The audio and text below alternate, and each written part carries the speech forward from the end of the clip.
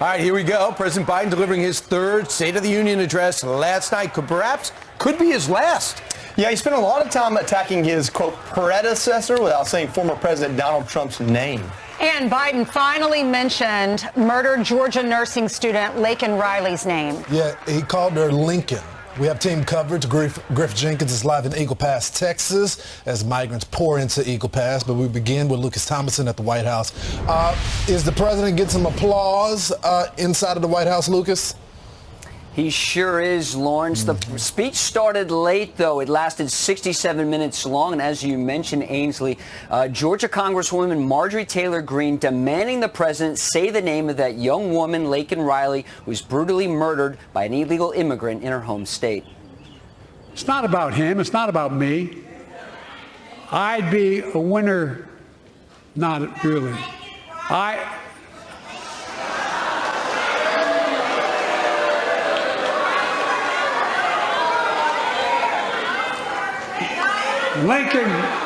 Laken Riley, an innocent young woman who was killed by an illegal.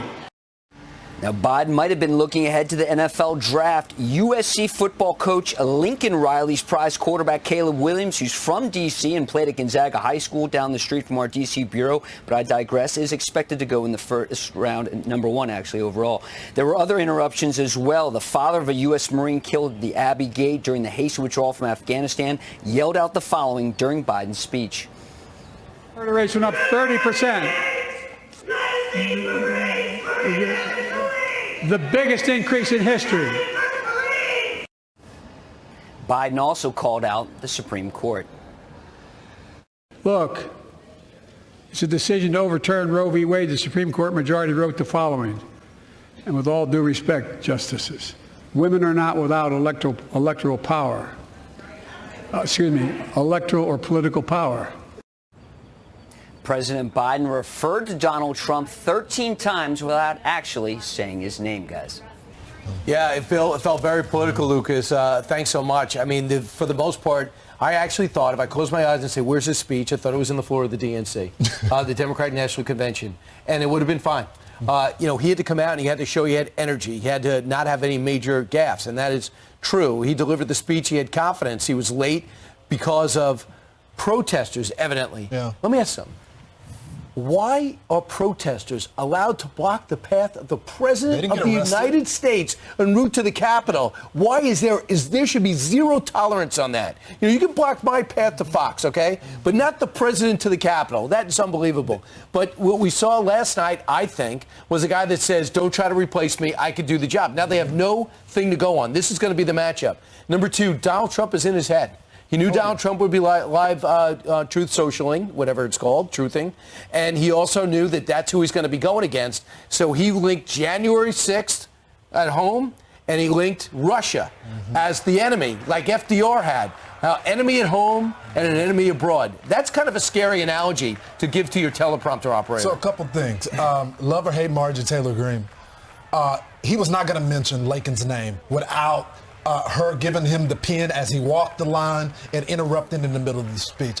For once, I actually agree with her on that. I think the president should have mentioned the name and actually got it right. The second thing is this. How do you say he's going to unify the country now? I mean, this, as you said, Brian, was a campaign speech. He didn't reach across the aisle. You even had Henry Cuellar, who's been on this program, saying Joe Biden was fired up. Excuse me, did you talk to him about the border and the sanctuary cities that's going on that you said that you oppose? Yeah, the unity point is really interesting to me. He went in, and a couple of things I saw that were really important, I think, is he pivoted towards the two-state solution, which is appeasing the left for as far as Israel and Gaza. And really, what is he doing there? He's looking at it, and you talk about why aren't those protesters arrested? Because this entire speech was a pivot to the left. He attacked the Supreme Court to their face last night. When you talk about breaking from decorum He kind of and mocked decency, them. yes, exactly right. He looked at them and said, women will have their vote. In other words, saying you're voting against women. It was an attack is what it was. And so he did these things that are just red meat to what is the far left. And all we can surmise from that is he believes for this election, his base is the far left. But if we go back in light years to 2020, 2021, this is what he used to say about trying to unify the country. I pledge to be a president who seeks not to divide, but unify. Who doesn't see red states and blue states, only sees the United States. It's time to put away the harsh rhetoric, lower the temperature, see each other again, listen to each other again. And to make progress, we have to stop treating our opponents as our enemies. My whole soul is in this, bringing America together, uniting our people, uniting our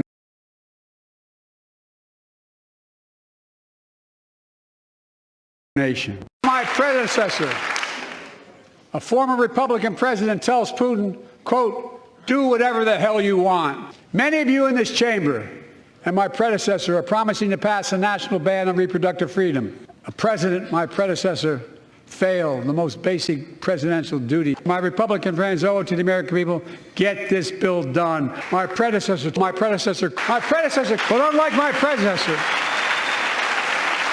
I know who we are as Americans. Times he said president. Yeah, there were several takeaways when I was watching that. First of all, we were all watching to see if he could get through, an hour or 2 hours of a speech. Yeah. He seemed really jacked up. He seemed fired up. He was yelling and seemed a little angry. But that's not unity. He's not unifying our country when he talks about what his predecessor did 13 times that he disagrees with. We do need unity in this country, and many people voted for him because they thought that's what they were going to get. The second thing is how out of touch he was. We are hurting. People can't afford groceries. They can't afford to take their family to Chick-fil-A or take their family to Five Guys because it's $100 for the family of four to have fast food these days. And he starts talking about how many potato chips are in each bag. Maybe they are in the same realm, but they're two totally different things as well. I mean, I don't really care. I'm not worried about how many potato chips I'm getting in the big Lay's bag when I buy it. I'm worried about how I'm going to afford the chips. That's what people are worried about. And he's talking about Snickers bars. He talked about all of that before he even mentioned the border. It took him 40 minutes into the 67-minute speech to talk about the border. And that's what I mean, out of touch. When you have a Gold Star dad who's yelling, remember my son who died in Afghanistan at the Abbey Gates because of your decision.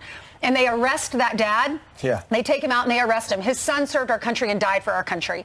And then when he's not even planning on mentioning Lakin's name, and it takes the congresswoman that represents her district and her parents to stand up and say, or to yell out, remember her name, say her name, and he holds up the pen that she gave him on the way in. He wasn't ever going to mention her name, I don't think, because he never did in the speech. That was off the cuff because she forced him to do it. One thing he did, he said he cut the deficit by $1 trillion.